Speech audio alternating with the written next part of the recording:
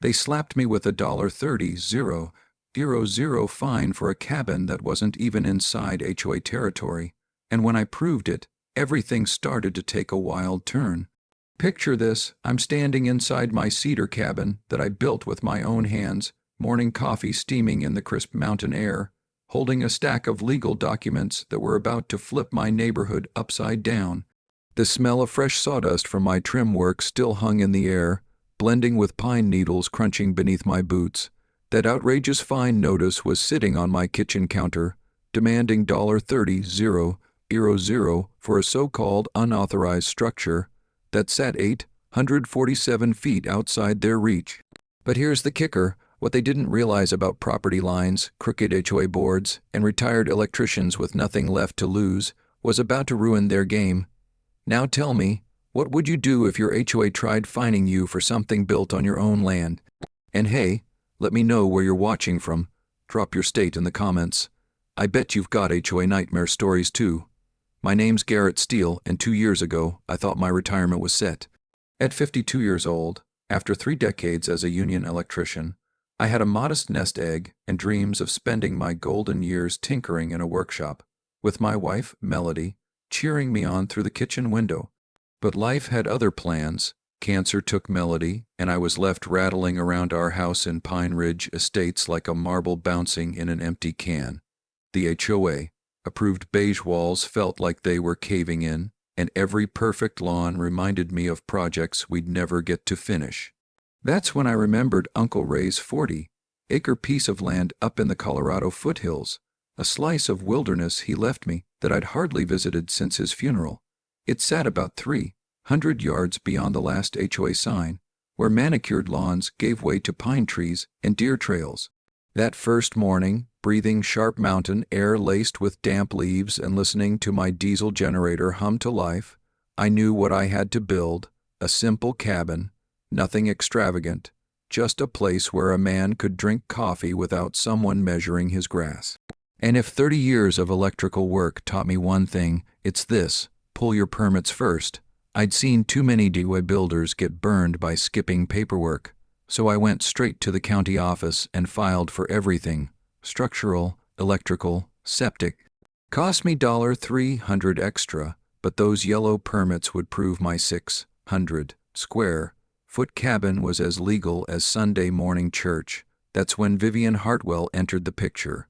Vivian is the type of woman who leads with her title, like royalty announcing themselves. HOA Board President Vivian Hartwell. She'd say, standing tall in expensive pantsuits that probably cost more than my pension check. At 58, she had the stiff posture of someone who spent decades in corporate HR, with the same predatory smile they teach you in those dealing with difficult employees as seminars. She ran our 5-person HOA board like it was her kingdom. Pine Ridge Estates was her crown jewel, every mailbox painted regulation green, every fence exactly 6 feet tall, every flower bed planted from her approved list. She even carried a measuring tape in her purse, which she used on lawn decorations. Dedication or insanity, depending how you see it, Vivian mastered what I call corporate condescension. That special tone where "have a blessed day" sounds like a warning. Every time she spoke to me, her tight smile said one thing, but her eyes said another, about blue-collar retirees who didn't belong in her perfect world. The morning things went sideways. I was fighting with a window frame when I heard the crunch of expensive tires on gravel. Vivian's spotless white Lexus pulled up to my boundary line, and she stepped out in ridiculous high heels that sank into the soft dirt. "Mr. Steele," she called sweetly, carefully stepping toward me. "I do hope you've cleared this little project with the proper authorities." I pointed toward the yellow permit nailed to a pine tree. "County says it's all legal, ma'am." For a split second, her smile faltered. "Well, county permits are one thing. HOA approval is another." That should have been my first warning, but I shrugged it off, thinking no one could possibly believe HOA control went past the street signs. 2 weeks later, a certified letter arrived. $30,000 fine for building a cabin on land that predated her HOA by 15 years. Sitting on my half-finished porch, coffee going bitter and cold, I read the last line: "Ignorance of our covenants is no excuse for violations." That's when I learned something about bullies. They count on you being too tired to fight. But they miscalculated. The next morning, I called Vivian directly. No need to drag this out when a simple talk could clear things up. Mrs. Hartwell, this is Garrett Steele. I got your letter, but the property is outside HOA boundaries. Must be a mistake. Pause on the line lasted long enough for me to hear my coffee maker sputter, then paper rustling. Finally, she replied with her sugar-coated corporate voice, Mr. Steele, I appreciate your call, but our authority extends to all member properties regardless of location. The covenants are quite clear. With respect, I've got county permits that show. I'm sure you do, but our legal counsel has reviewed this. The fine stands. Good day. Click. I stared at my phone, listening to the dial tone, wondering if I'd slipped into a world where property lines didn't matter and HOA presidents ruled like monarchs. The smell of burnt coffee snapped me back. Within a week, Vivian escalated into what I can only call psychological warfare. First, she filed a county complaint saying I was running an illegal rental without permits. Irony, right? She twisted my legal documents into something sinister. Then came the whisper campaign. At the grocery store, I'd hear murmurs. Poor man's not right since his wife passed. Someone whispered in the cereal aisle. Grief makes you an easy target in small towns. Her final move, recruiting neighbors as spies. Every time I drove my truck up the mountain road, someone would step out from behind a hedge, phone in hand. When I hauled lumber, people appeared with cameras, snapping photos like I was rare wildlife. The breaking point came when she showed up at my front door, clipboard in hand, smile sharp as ever. Garrett, she said sweetly, I've been thinking about our situation. Perhaps we can compromise. I'm listening. If you stop construction immediately and remove the cabin, we might reduce the fine to a more manageable $5,000 for administrative inconvenience. I looked at her, this woman trying to sell me her scam with a discount, and something in me shifted. That metallic taste of anger hit my mouth. Mrs. Hartwell, I said carefully, it's time I did some research of my own. Her smile flickered. Research? Property records, survey maps, maybe even those HOA documents you keep mentioning. That Tuesday morning, I walked into the Jefferson County Courthouse with coffee and determination. 30 years of working with inspectors had taught me one thing: paperwork doesn't lie. First discovery: the HOA borders weren't casual agreements.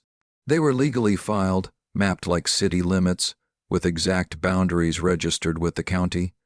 Second surprise: Uncle Ray's 40 acres were deeded and recorded 15 years before Pine Ridge Estates even existed.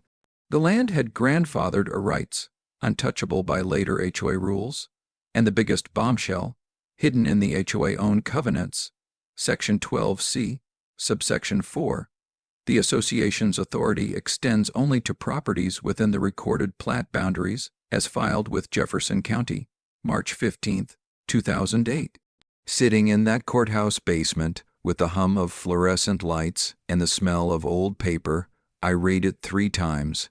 My cabin wasn't just outside their control. It was legally untouchable. It was time to bring in a surveyor. The county clerk recommended a man named Rex Morrison, someone known for not tolerating nonsense and who understood property law as well as he knew his own back fence. At 62, Rex had the rugged look of someone who'd spent 4 decades fighting over property lines and winning more often than not. When I explained my situation, he tipped his worn baseball cap and smirked. Let me guess, your HOA thinks their authority stretches as far as they can see their street signs. I nodded. Rex chuckled as he set up his gear, morning mist swirling around his scope like echoes of old battles. Son, I've seen this story before. These suburban kingdoms always think boundaries are optional, but satellites don't lie, and neither does a proper survey. 3 hours later, we had the answer: 847 feet. My cabin sat exactly 847 feet outside the legal line of Pine Ridge Estates. I wasted no time. I mailed certified copies of Rex's survey to every board member, along with a polite letter asking them to withdraw the fine and apologize. 48 hours later, Vivian's reply arrived. Surveyor error, fine stands, pay immediately or face a lien. That's when I understood. This wasn't about property lines anymore. This was about power, control, and a woman who'd rather burn a neighbor down than admit she'd made a mistake. A lien against my home meant more than a bogus fine. It threatened everything Melody and I had built over 30 years. Vivian had escalated from an irritating neighbor to a real danger. She wasn't finished. A week later, a sleek black sedan rolled into my driveway. Out stepped a man in a $1,000 suit, leather briefcase in hand, followed by Vivian herself, wearing her most polished, concerned neighbor face and clutching a fat manila folder. "Mr. Steele," the man said, offering a manicured handshake. "Richard Blackwell of Blackwell Morrison and Associates, representing Pine Ridge Estates HOA. I'd heard of his firm. They specialized in what they called community governance disputes, which really meant crushing homeowners who resisted. Their billboards lined Highway 6, promising to protect your investment and uphold community standards." Blackwell snapped open his briefcase with dramatic flair. "We're here to discuss your unfortunate situation," he said smoothly. Vivian sat quietly behind him, looking pleased with herself. He handed me a cease and desist order, a 23-page masterpiece of legal intimidation filled with whereases and heretofores. The short version: "Stop building immediately, or we'll make your life miserable." But here's where Vivian slipped up: greed. While Blackwell droned on about harmony and property values, she couldn't resist poking around my yard. From the kitchen window, I watched her whip out her tape measure to check the gap between my fence and sidewalk. She snapped photos of my mailbox's angle. She even counted decorative rocks in my flower bed. That's when I realized this wasn't just about the cabin. She was building a list of bogus infractions, ready to bury me in violation notices. The very next morning, another certified letter arrived. "Mailbox too close to the sidewalk by 2.3 inches, $500 fine. Fence stain not up to community standards, $750, and my truck, parked in the same driveway for 8 years, was suddenly labeled a commercial vehicle, banned in residential areas, $200. Sitting at my kitchen table, surrounded by letters and legal threats, I felt like I was sinking in bureaucratic quicksand. Even the smell of fresh coffee couldn't cut through the bitterness in my mouth.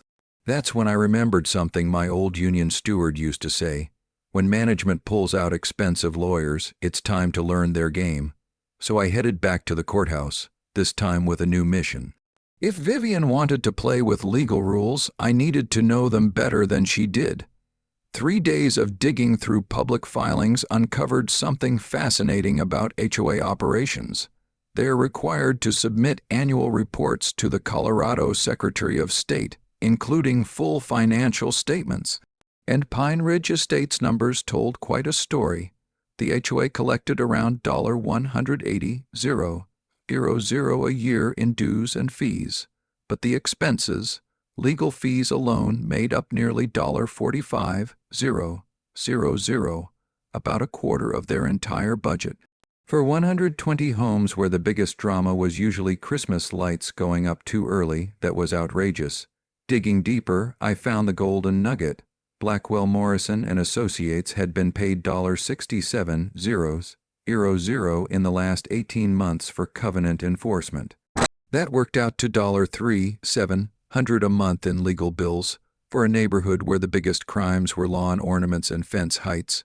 Either Pine Ridge was the most lawsuit-prone subdivision in Colorado, or someone was funneling community money into intimidation campaigns. I decided to test my theory. That evening, I knocked on doors with a simple question: "Have you ever been threatened legally by the HOA?" The responses were eye-opening. Martha Henderson got slapped with a $800 fine for planting roses instead of marigolds. Bob Schmidt paid $500 for installing a satellite dish that was visually disruptive. Jennifer Walsh got a cease and desist for running a small accounting business from her home. Every story followed the same pattern: violation, legal letter from Blackwell, homeowner paid up. The scheme was clear. Vivian had turned enforcement into a money machine with Blackwell as her hammer. But here's what she didn't expect: I was retired, furious, and had nothing but time to dig deeper. The next morning, I filed a complaint with the Colorado Department of Regulatory Agencies, demanding an audit of the HOA financial practices. I also mailed every homeowner a certified letter, breaking down the numbers and asking why so much of their money was being shoveled into legal fees. Vivian's reaction was fast: another certified letter, this one accusing me of defamation and threatening legal action. But something had shifted. Her threats no longer felt commanding, they felt panicked. She was rattled, and we both knew it, but people in power rarely back down. They doubled down. Sure enough, her next move was slipping emergency meeting notices under every door. The subject line read, "Urgent community safety concerns regarding rogue member actions." The meeting was set for Thursday evening at the community center. Agenda items: discussion of harassment and defamation, special assessment to fund legal defense, and possible suspension of membership privileges.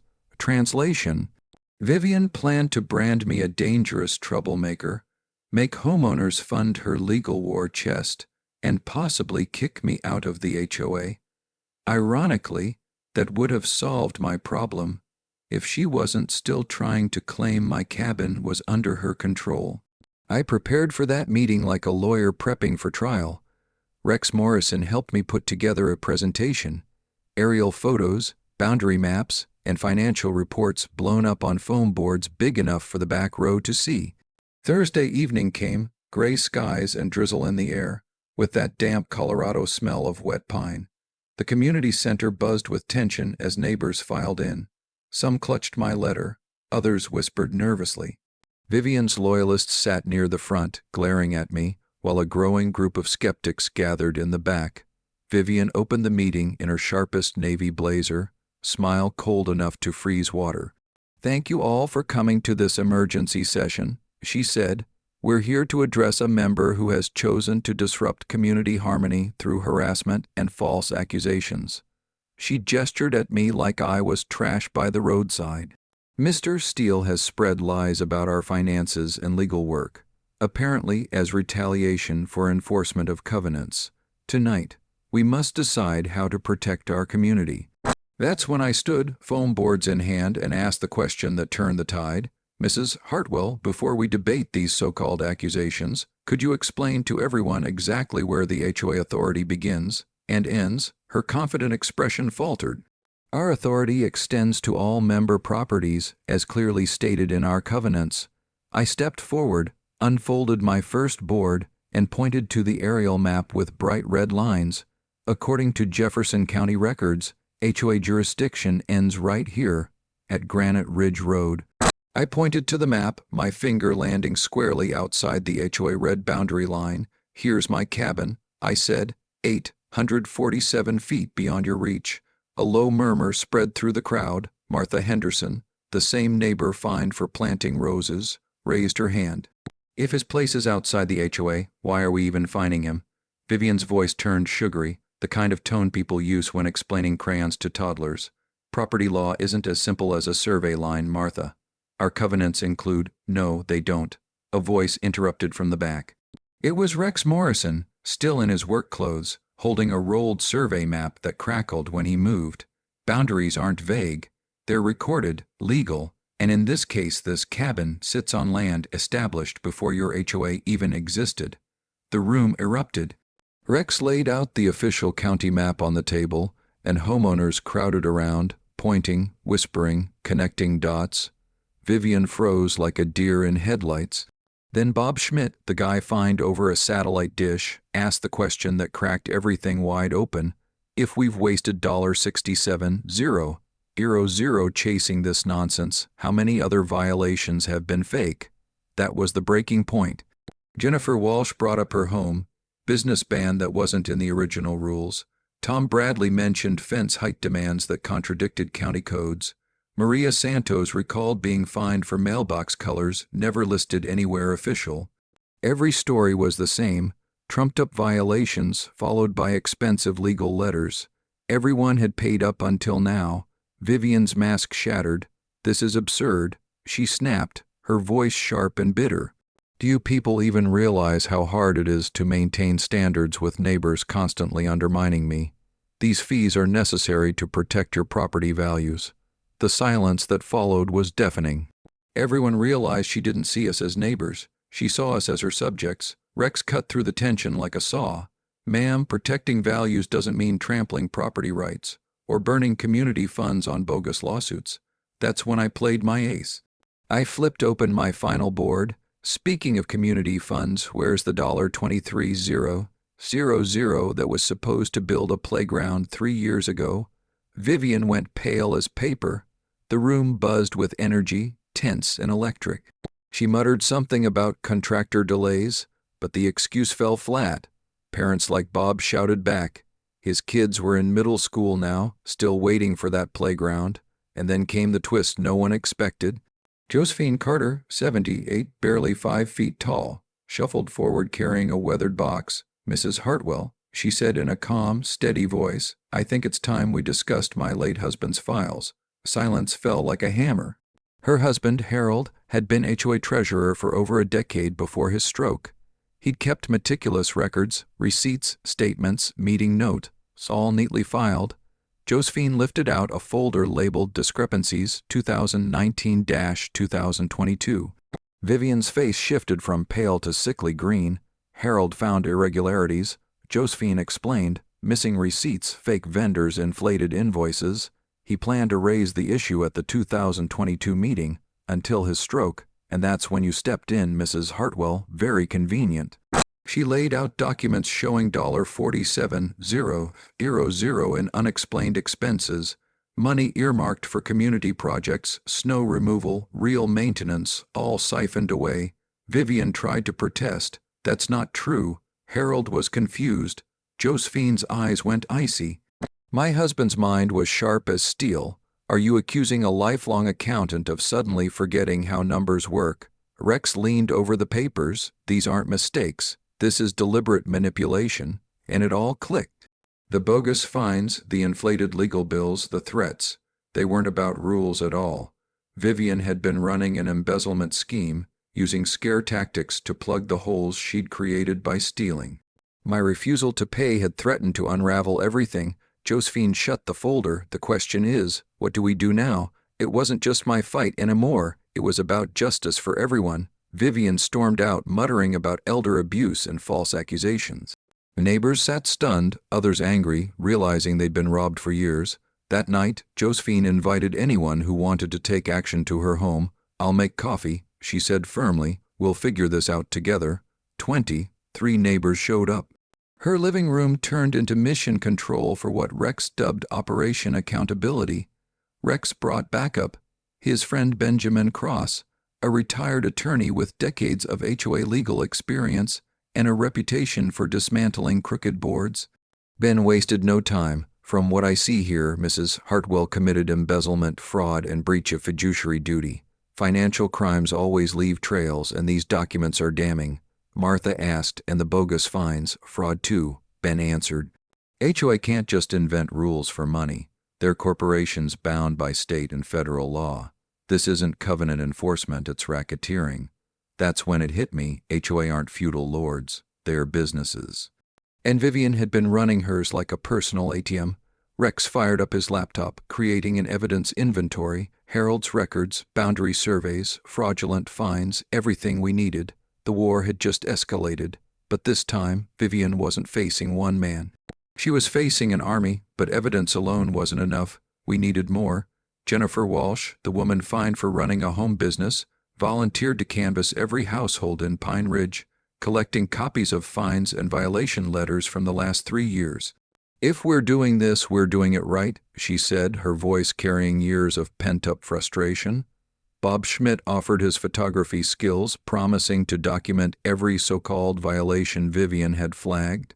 Tom Bradley, a retired IRS auditor, stepped up to check every HOA expenditure against actual community projects.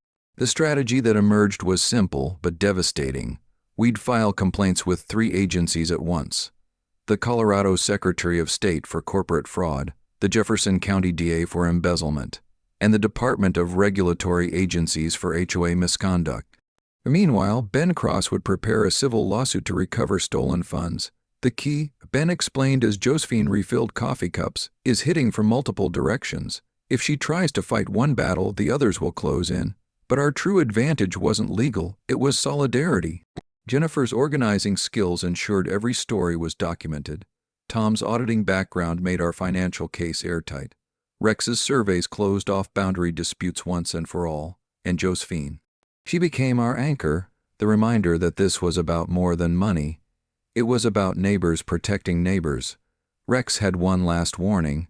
If Vivian's desperate enough to steal $47,000, she's desperate enough to retaliate. We need cameras on every property. 3 days later, his warning came true. While I was finishing my cabin porch, savoring the smell of fresh stain, my new security camera caught a figure creeping toward my generator with a crowbar. Expensive hiking boots gave her away, Vivian herself. This time, she wasn't hiding behind lawyers. She was committing crimes in the dark. The footage went straight to the sheriff, our attorney, and the DA. Within 24 hours, vandalism and trespassing charges were filed. The effect was immediate. The same neighbors Vivian had intimidated for years were now furious, speaking out publicly about their own harassment. The hunter had become the hunted, but Vivian wasn't finished. If I thought criminal charges would humble her, I was wrong. A cornered narcissist is the most dangerous kind. Her first move was hiring a crisis management firm. Suddenly, anonymous flyers appeared on windshields, claiming I was a grieving widower turned unstable menace. Professionally printed, filled with fake quotes, they looked like political attack ads. Next came the social media campaign. Fake Facebook accounts popped up, posting about my erratic behavior and supposed threats against board members. The goal was obvious: poison the well before our evidence reached the public. Rex's daughter spotted one profile, Sarah Johnson, warning about dangerous homeowners. A quick reverse image search revealed the profile photo was a stock model from Nebraska. She's trying to discredit the messenger before the message comes out, Ben explained, classic tactic. Meanwhile, Tom's accounting work uncovered something far worse than we imagined. The fake Pine Ridge Property Management LLC wasn't just Vivian's slush fund, it was a hub for kickbacks. HOA contracts for lawn care, snow removal, and maintenance were inflated by 30–40%, with money funneled back through shell companies tied to Vivian and even county contacts. What we thought was $47,000 in theft was actually closer to $180,000 in systematic fraud. And Jennifer's canvassing uncovered a bigger bombshell. Other HOA in the county were seeing the same patterns. Bogus fines, inflated contracts, suspicious legal bills, all tied to the same network. This isn't just one crooked president, Ben said gravely. This is organized fraud, federal case territory. That's when Vivian made her boldest move yet. An emergency meeting notice appeared on our doors, a special assessment vote, $2,500 per household, payable immediately, to fund legal defense against harassment. She gave us 2 days' notice. Her plan was obvious: catch people unprepared and scare them into protecting community assets. But instead of panicking, neighbors started asking questions. Why do we need $300,000 in legal defense when the complaints had so much documented evidence? Within 24 hours, an email chain of 23 homeowners demolished her proposal. By Sunday night, it was clear. The vote would fail spectacularly. And that's when she played her dirtiest card yet.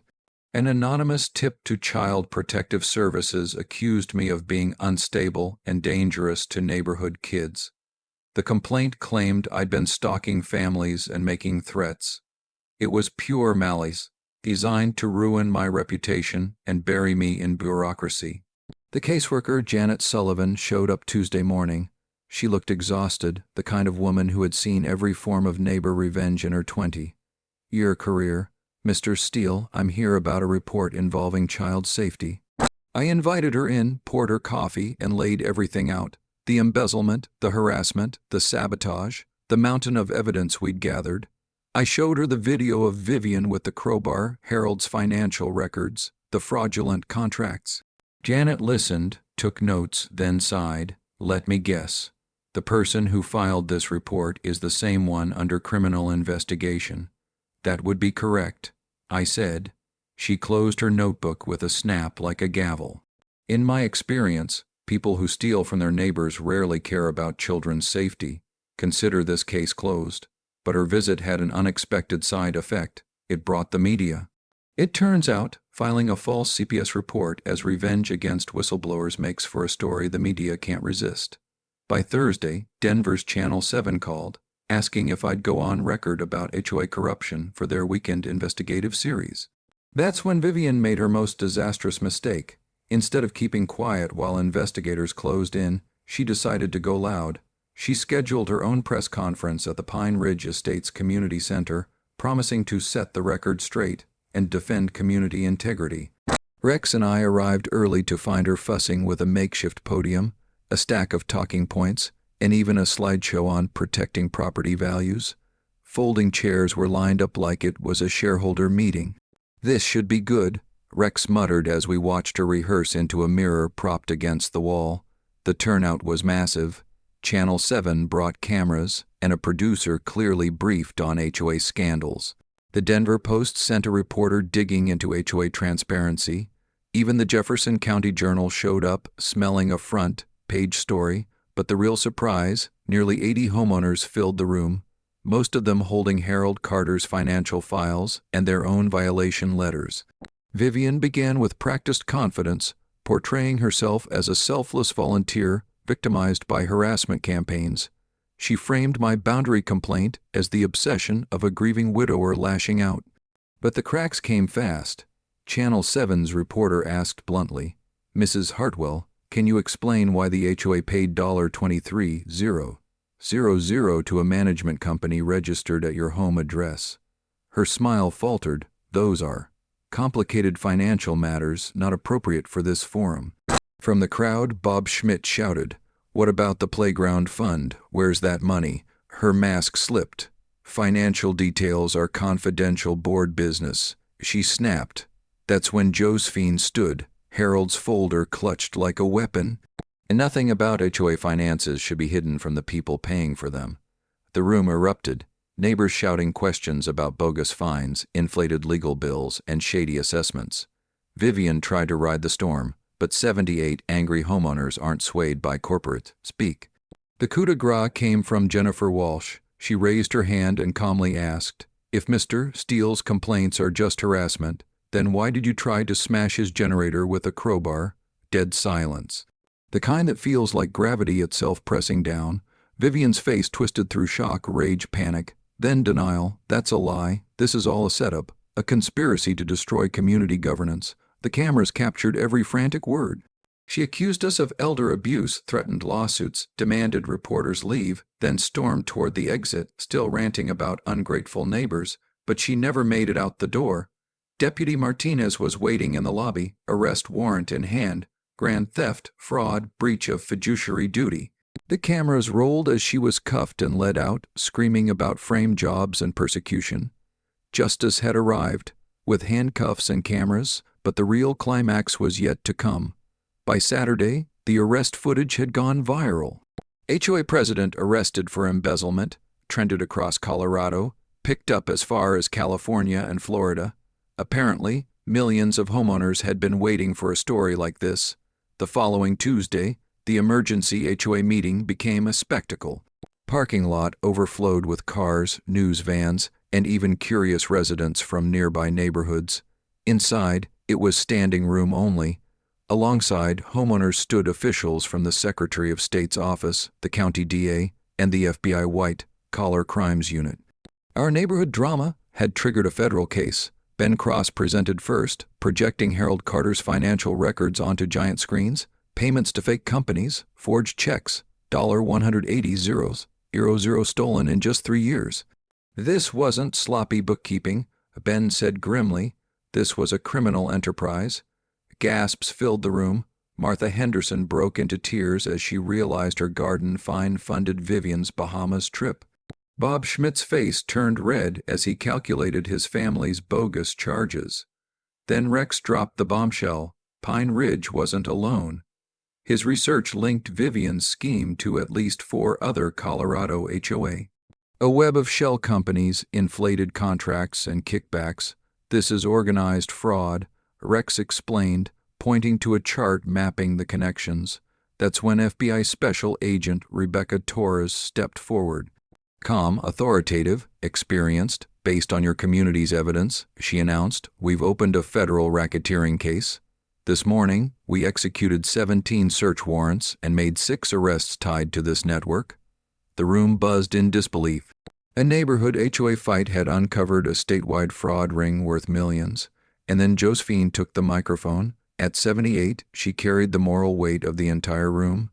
Harold always said democracy works when good people stand up to bullies. She began. For years we stayed silent out of fear, but this week proved that when neighbors unite, justice is not just possible, it's inevitable. The ovation lasted 5 minutes. The votes that followed were swift. Vivian and the entire board removed, all bogus fines voided, emergency elections scheduled, and a new rule passed, the Pine Ridge Transparency Covenant, requiring open financial reports, audits, and homeowner approval for big expenditures. For me, vindication came when the new interim president stood and declared, the $30,000 fine against Garrett Steele is officially void, with an apology from this board. The applause was nice. But the real victory was stepping outside that night into crisp mountain air, hearing laughter and conversation drift from neighbors finally free of fear. For the first time since Melody's death, I felt like part of something bigger than my grief. The healing had begun, and it spread through Pine Ridge like wildfire, in the best possible way. 6 months later, Vivian Hartwell stood in federal court, sentenced to 4 years in prison for racketeering, embezzlement, and conspiracy. The judge's words summed up what the rest of us already knew. The defendant betrayed the trust of her neighbors, twisting a role of service into a scheme for personal profit. The investigation didn't just expose her crimes in Pine Ridge. Federal agents recovered $3 million stolen across 5 HOA communities.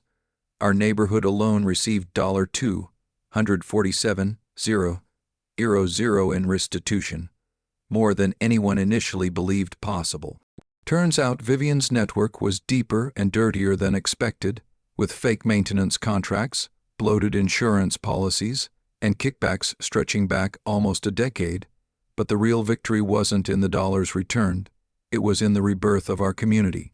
The new HOA board, swept into office on promises of honesty and openness, transformed how we operated.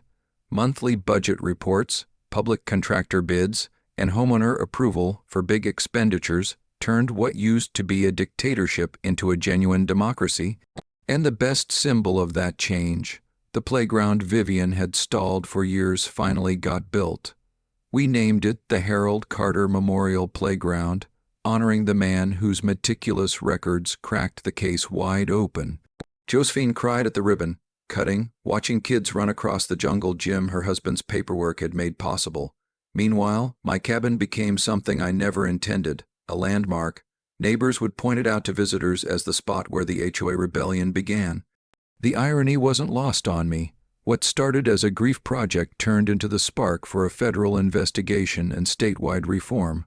For me personally, the fight gave back something I thought I'd lost: purpose.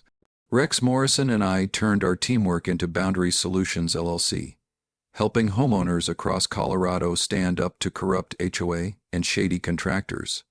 Josephine even joined in, becoming our unofficial partner and traveling as a community organizer. At 79, she'd reinvented herself as Colorado's HOA whistleblower, helping others do what we had done. The ripple effects reached far beyond Jefferson County. The Colorado legislature passed the Pine Ridge Reform Act, requiring tighter financial oversight and legal protections for HOA whistleblowers. Within a year, 6 other states were drafting similar bills, citing our fight as the reason reform was needed. But the most important change was cultural. The monthly HOA meetings, once feared and avoided, became lively discussions about actual improvements. People who had once stayed silent found their voices again. The annual Pine Ridge Community Festival, paid for with recovered embezzlement funds, turned into a tradition, drawing reporters who dubbed us the HOA that fought back. For us, it was simply what normal should have always looked like. As I sit here writing this from my cabin porch, coffee in hand, I can hear kids laughing at Harold Carter Memorial Playground. The air smells of pine and fresh earth, and for the first time in years, it feels like possibility is all around us. Inside, the cabin walls now carry reminders of the journey, newspaper clippings, photos from our victory party, and thank you letters from strangers who used our story to challenge corruption in their own neighborhoods. My favorite decoration, though, is a simple handwritten note from Josephine. Harold would be proud. So here's what I learned from battling a corrupt HOA and sparking a federal investigation. Bullies thrive on isolation and silence. They count on you being too tired, too scared, or too alone to fight back. But if you document everything, stand your ground, and unite with neighbors who value fairness, no amount of corruption can survive community sunlight. Now I want to hear from you. Drop a comment sharing your worst HOA nightmare.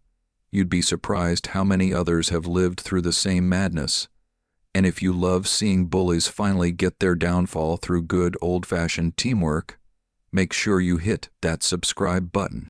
Next week, I'll share the wild story of how I helped my elderly neighbor outsmart a shady contractor who tried to swindle her out of her savings, because sometimes standing up isn't just about personal justice, it's about protecting those who can't protect themselves. Thanks for tuning in to HOA Stories. If this saga made you laugh, cheer, or shake your head, hit that like button and let me know your thoughts below.